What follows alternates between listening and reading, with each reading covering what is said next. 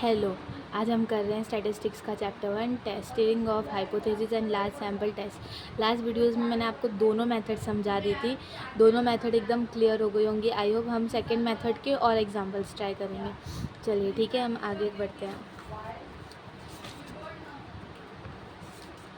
आज हम सॉल्व करेंगे सम नंबर 22। ये थोड़ा सा अच्छा इंपॉर्टेंट सम है, ध्यान देना, कोई मुश्किल नहीं है। हमें पुराने सेकंड मेथड का सब कुछ याद है, तो हमारे लिए आसान होगा।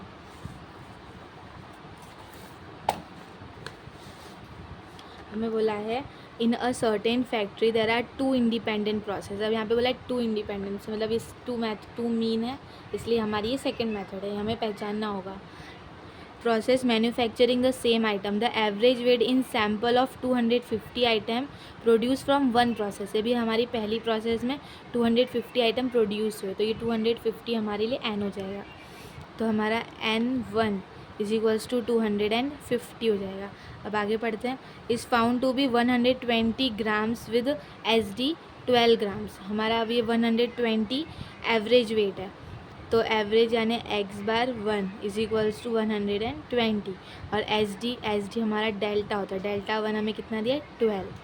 ठीक है, ये हमारी फर्स्ट प्रोसेस की हमें इंफॉर्मेशन मिली। अब आगे, while the corresponding figure in a sample of 400 items. अब कितने आइटम्स है? 400, तो सेकेंड में हमारा हो जाएगा N2 is equals to 400। 400 item from process are 124। अब एवरेज कितना दिया? 124, तो x⁻2 इज इक्वल्स टू 124, और 14 हमारे लिए स्टैंडर्ड डेविएशन है, तो डेल्टा 2 इज इक्वल्स टू 14। ये हमें दोनों प्रोसेस की मेथड इंफॉर्मेशन मिली। अब हमें ढूंढना है, स्टेप 1 हो गया हमारा पूरा। अब स्टेप 2 है डिफरेंस ढूंढना। डिफरेंस का फॉर्मूला होता है x⁻1 माइनस x⁻2। x⁻1 हमारे लिए 120 है, x⁻2 हमारा 124 है। अब इन दोनों को माइनस करेंगे तो 4, हमारा आंसर होगा 4। अब हमारा स्टेप 3 है स्टैंडर्ड एरर ढूंढना। स्टैंडर्ड एरर इज इक्वल, उसका फॉर्मूला है रूट में डेल्टा 1 का स्क्वायर अपॉन में N1 प्लस डेल्टा 2 का स्क्वायर अपॉन में N2।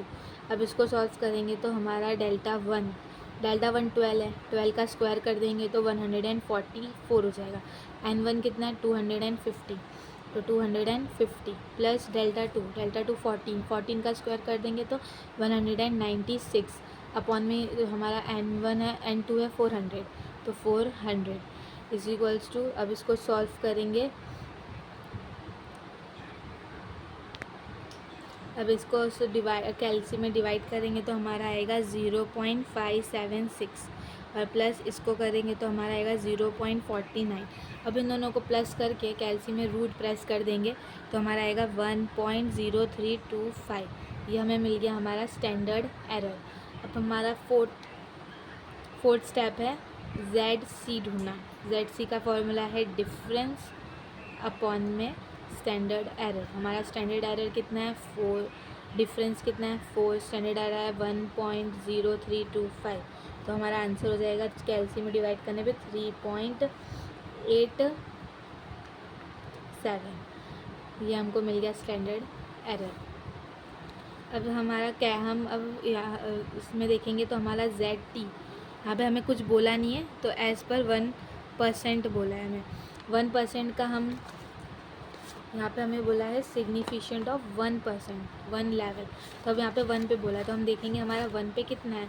तो देखो 1 पर हमारा 2.58 है, 2.58, तो हम वही लिख देंगे यहाँ पे। ZT हमारा हो गया 2.58, और हमारा ZC कितना है? 3.87।